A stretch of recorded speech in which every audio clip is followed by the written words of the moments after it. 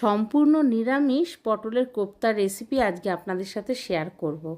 প্রথমে পটলের আমি গাটা ছুরি দিয়ে একটু ছুলে নিচ্ছি, মানে ওপরটা আর কি খড়খড়ে ভাবটা। আর চপারের সরু দিকটা দিয়ে আমি কুড়িয়ে নিয়েছি, বীজগুলো ফেলে দিলাম। একটু নুন, একটু হলুদ আর একটু ছানা, মানে 25 গ্রাম মতো ছানা এর মধ্যে মিশিয়ে দিলাম। আর বাইন্ডিংয়ের জন্য আমি 1 চামচ বেসন দিয়েছি, আপনারা লাগলে 2-3 চামচ দিতে পারেন।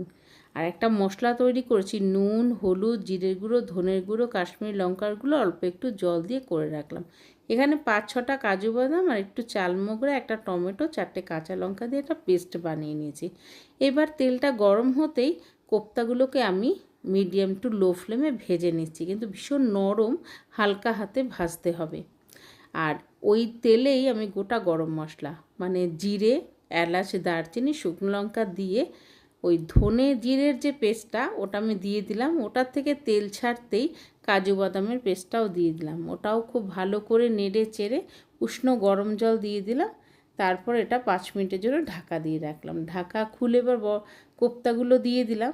দিয়ে এবার এর মধ্যে একটুখানি মিষ্টির জন্য চিনি আর একটু গরম মশলার গুঁড়ো আর একটু মানে ঘি দিয়ে দিলাম। ভিডিওটা ভালো লাগলে একটা লাইক, একটা কমেন্ট।